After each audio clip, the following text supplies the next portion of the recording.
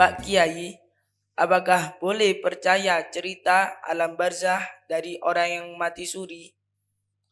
Kalau ada orang yang mati suri itu koma itu ya.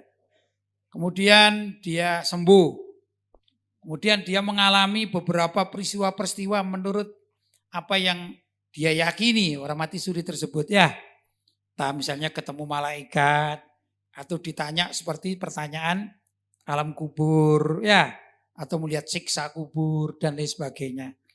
Gimana kalau berita tersebut datangnya dari orang yang pernah mati suri itu? Boleh enggak kita percaya?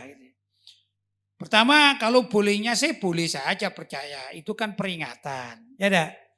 Tapi meyakini kebenarannya tidak harus. Tidak harus itu bukan berarti tidak boleh. Ngerti? Tidak harus. Kalau ada orang cerita, ya, kalau ada orang cerita ini, sedangkan dia ini pernah mati suri, kita tidak wajib untuk percaya.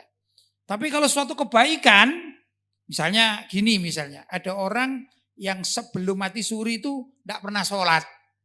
Ya, tidak pernah sholat. Nah, kemudian dia sakit sampai mati suri atau koma.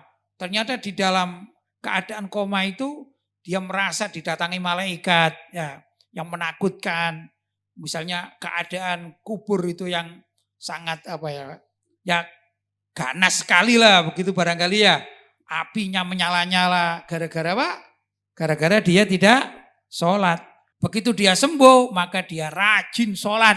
Sholat 5 waktu rajin, sholat malam rajin, sholat sunnah-sunnah lainnya rajin, ya enggak? Nah, hadir ke masjid juga rajin. Pokoknya dia semakin baik.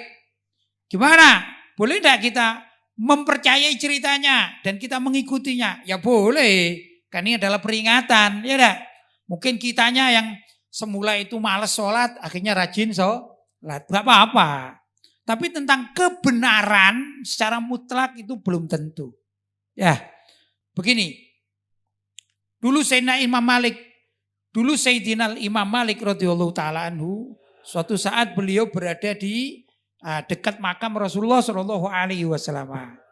Lantas beliau mengatakan, siapapun orang yang berbicara, maka kita boleh percaya dan boleh tidak. Ya, kecuali pemilik kuburan ini. Seraya beliau menunjuk makamnya Rasulullah Shallallahu alaihi wasallam.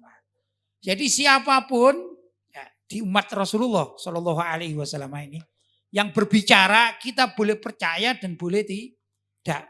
Dan orang yang berbicara dari umat Rasulullah Shallallahu alaihi wasallam ada kalanya benar dan ada kalanya salah atau bohong.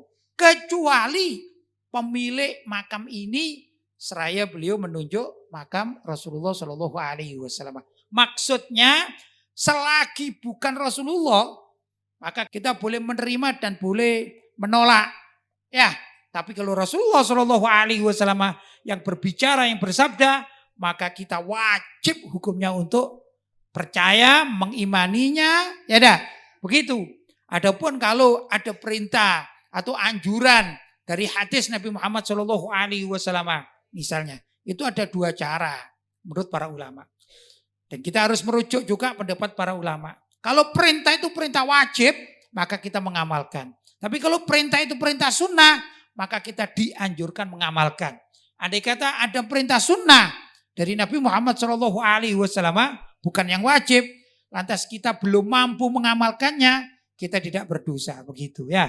Tapi kalau dari orang selain Rasulullah Shallallahu alaihi wasallam, siapapun adanya, mungkin yang disampaikan itu benar, mungkin salah. Mungkin yang disampaikan itu jujur, mungkin juga bohong. Namanya juga bukan Nabi Muhammad Shallallahu alaihi wasallam. Begitu ya, termasuk juga berita dari orang yang pernah mati suri.